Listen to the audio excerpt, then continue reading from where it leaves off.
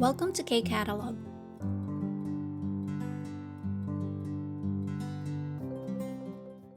Level 4, Unit 1, Textbook, page 15. First, grammar tayo. We have 동사 plus 느라고. So, verb plus 느라고 grammar. Explanation natin. 앞 내용이 뒤 내용의 이유나 원인이 됨을 나타낸다. So, sabi, it indicates that the preceding content is the reason or cause for the following content. So, for example, ito yung isang statement mo. Ito, no? 머리를 감느라고. So, yan yung first part or preceding statement. Yang daw first na sinabi mo is yung reason or yung cause kung bakit nangyari or naganap yung kasunod mong sinabi. Okay? So, dito, pwede nating isipin sa Tagalog yung term na kaya, dahil. Okay? Sa English naman, because, or since. Oh, ma'am, parang ano siya, no? Yung gitemone at saka yung aso, oso, heso, pag nagre-reason out, yes, tama, no? Magkakamukha sila. Yan. So, 느라고, kay verb lang po siya pwede, no? Unlike aso, oso, heso, and gitemone, pwede sila kay verb, pwede kay adjective. So, this one, kay verb lang po siya, pwedeng idugtong. And, ginagamit mo si 느라고, ito, pwedeng, ano, no? Ito yung pinakatandaan nyo. Kailan ginagamit si 느라고? Kapag you're saying yung cause and effect, sabi nga sa explanation natin. So, cause and effect, and pinaka madalas na gamitin when you're making an excuse. Okay, so, something na ginawa mo, dahil kay verb siya dinudugtong, no? So, something na nangyaring action na nag-cause ng another action or situation na something hindi maganda. Okay? So, excuse, tapos sometimes may regret din, no? Nuance of regret. Ayan. So, making an excuse or nagkakaroon ng nuance for regret. Tapos, negative yung result. So, negative result. So, like example, hindi mo nagawa yung isang bagay because of what? Okay? Because of another action. Okay, so tingnan natin dito yung example. 사빈이 정아라 선생님, 한국에 오자마자 바로 한국어 공부를 시작하기 어려운 이유가 있었어요. So, tinatanong niya si Rahman. So, ano yung reason, kung meron man, no? Ano yung reason kung bakit ka nahirapan na mag-start na mag-aral ng Korean language agad-agad nung dumating ka dito sa Korea?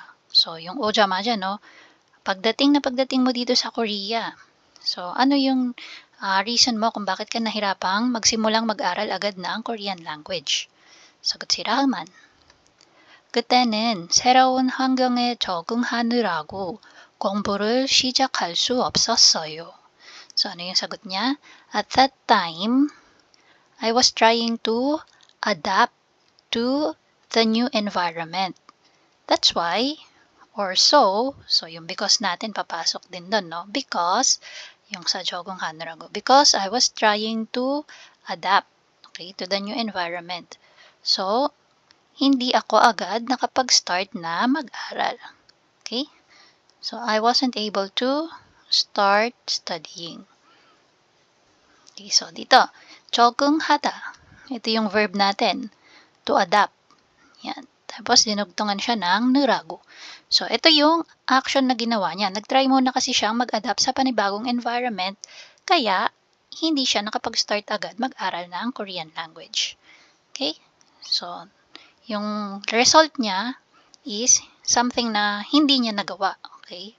Yung alin? Yung pag-aaral ng Korean language. Bakit? Kasi nga, may isa pa siyang action na ginawa, which is yung nag-adapt muna siya sa bagong environment dito sa Korea. Okay, next, dito tayo kay ga and na. Sabi ni ga, 어제 이사하느라고 힘들었죠? So, tinatanong niya, no? Nahirapan kayo sa paglilipat kahapon, tama? Sagot si na. 네, 그런데 다행히 친구들이 많이 도와줬어요. Sabi niya, ay opo, pero buti na lang. So, yung dahingi dyan, no? Buti na lang. Yung mga kaibigan ko ay tinulungan kami. Okay? So, dito, yung may 느라고 natin na grammar, ang dinugtungan niya na verb is 이사하다. So, yan yung ating verb, no? 이사하다. And then, dito, cause and effect, no? Nandyan yan. Ano yung cause kung bakit ka nahirapan? Yung cause is yung kasi naglipat. Okay? Or, naglipat, kaya ano yung effect? Nahirapan sila. Okay? So, dito, nagre-reason pa rin siya, no? Yan. Next one, 머리를 감느라고 전화를 못 받았다. So, 머리 감다. Ibig sabihin nitong 머리를 감다 is wash ng hair. Okay? So, parang pwede mo sabihin, naliligo ka, nililigo mo yung buhok mo. So, naliligo ako kaya hindi ko na-receive yung tawag mo. Okay? So, again, no, may action kang ginawa kaya hindi nangyari yung isang bagay or hindi mo nagawa yung isang bagay din. Okay? So, ito siya. 머리를 감다. Yun yung unang ginagawa mo and siya yung may nirago, no? Siya yung cause kung bakit hindi mo na-receive yung 전화 or yung phone call. Next, 병원에 다녀오느라고 지난주 수업에 올 수 없었습니다. Sabi niya, I couldn't come to class last week because I had to go to the hospital. Okay, so 수업에 올 수 없었습니다. So, nangyari na, no? Past tense na yung kwento niya dito. So, last week, hindi ako nakapasok. Bakit? Kasi kailangan kong magpunta ng ospital. Okay, so ano yung ginawa niyang action? Yung pagpunta sa ospital, no? Yun yung reason kung bakit hindi siya naka-attend ng class. So again, no, sabi ko kanina, cause and effect. Kaya pag making an excuse, so dito, no, yung excuse niya is dahil kailangan niyang pumunta ng ospital. Kaya hindi niya nagawa na makapasok. Okay, so yan po si nirago. And then, dito tayo kay rule. Nirago, again, kay verb lang po siya pwede. And may batchim or wala. Pareho lang, drop mo yung da and add nirago. Okay? Yan. So, nirago. Tapos dito, meron tayong star, si salda. So, verb that ends with real batchim after madrop yung da. So, ang mangyayari, mawawala lang yung real, no? So, si palda, panirago. Salda, sa nirago. Activity number 1 tayo for nirago grammar. So, dito tayo sa example. Check muna natin to. 한국 생활 초기의 한일. So, yung early life mo sa Korea, ano yung ginawa mo? Okay. So, what I did in the early life or early days of my life in Korea. And then, 힘들었던 점. So, ano yung mga difficulties na nangyari or na-experience mo? Okay. So, dito, sabi, 낯선 환경에 적응하다. So, again, to adapt sa unfamiliar environment. To adapt sa unfamiliar environment. So, ayan yung ginawa mo, no? So, ano yung nag-effect? Ano yung difficulties nun? Sabi ko nga kanina, negative usually yung effect, no? Pag ginamit mo si nirago. Okay? Or result. Negative result or negative effect.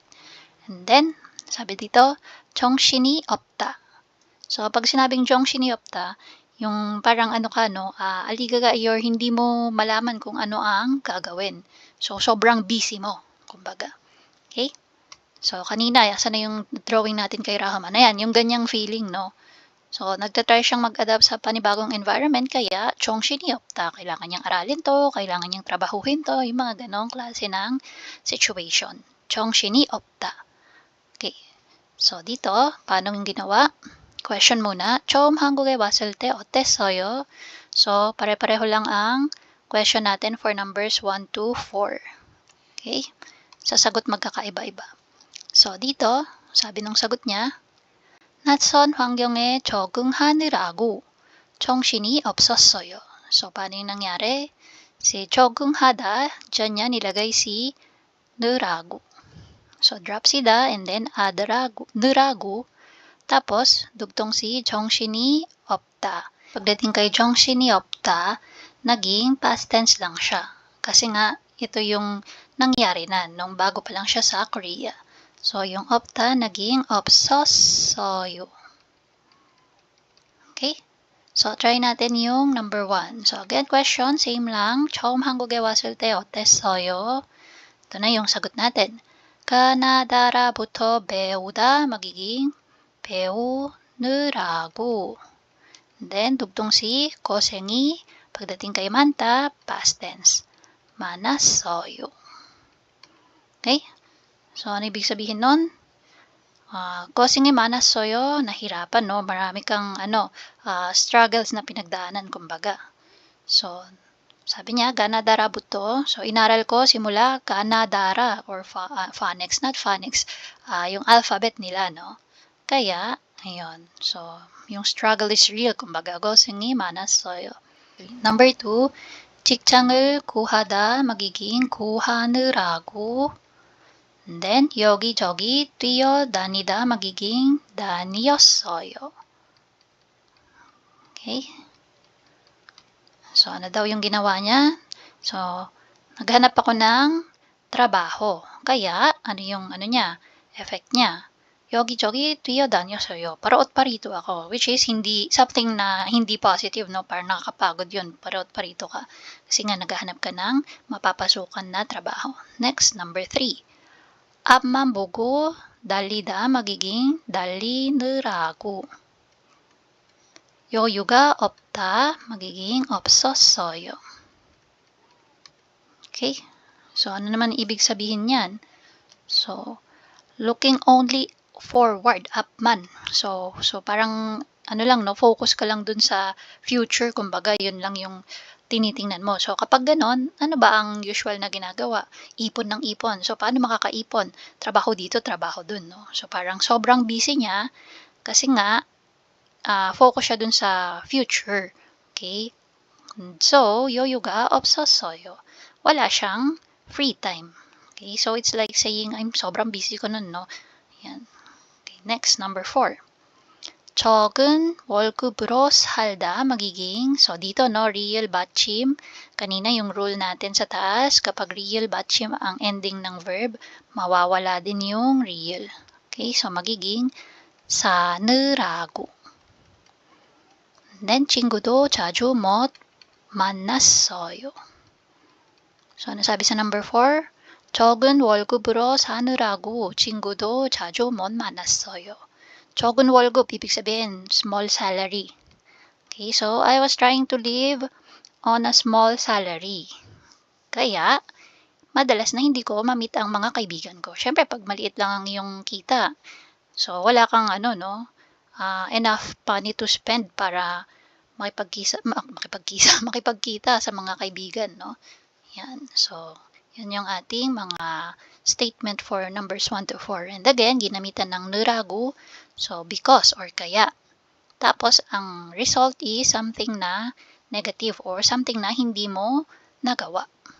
Okay, so dito, no, hindi niya nagawang makipagkita ng madalas sa mga kaibigan.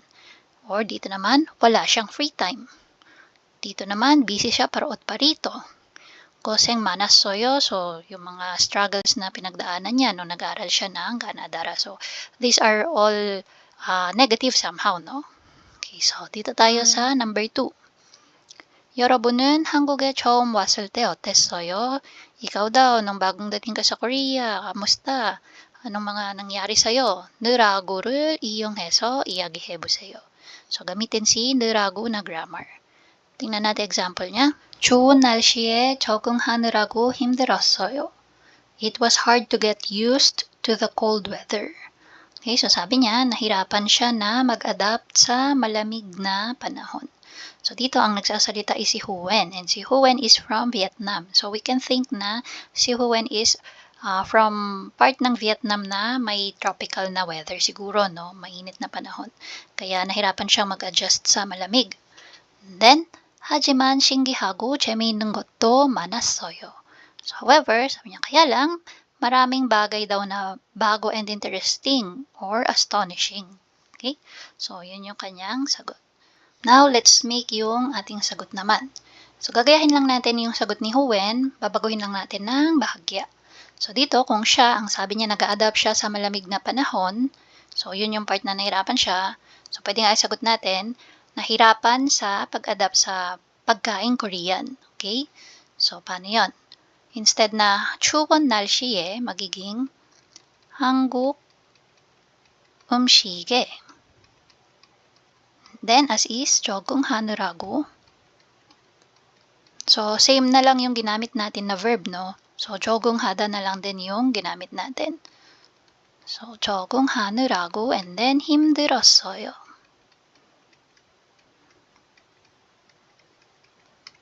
Next, 하지만. So, dito, 하지만. Tapos dito sa 신기하고 재밌는 것도 많았어요. Yan na yung iibahin natin. So, pwede natin sabihin dito, as time went by, nasanay na tayo dun sa lasa ng mga pagkain nila. Okay, so paano yun? 하지만, tapos 시간이 지나서.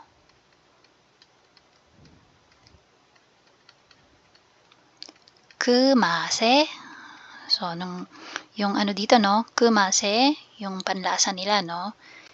익숙해지다,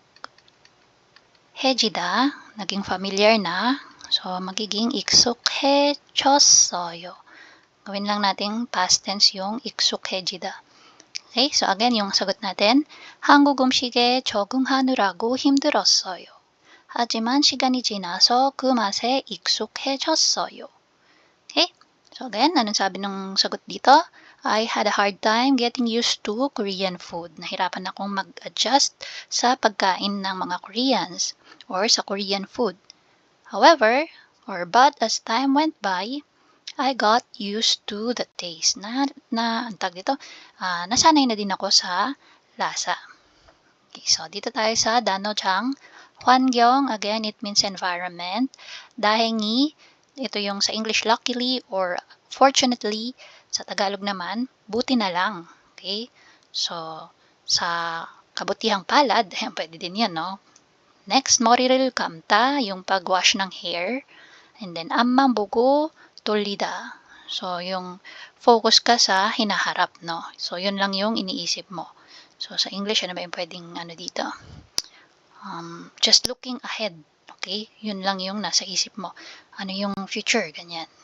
So, that's for Part 1 ng ating Grammar for Level 4 Unit 1. And that's it. If you find this video helpful, please hit the like, share, and subscribe button. So I still hope to see you in the upcoming videos, and again, thanks for watching.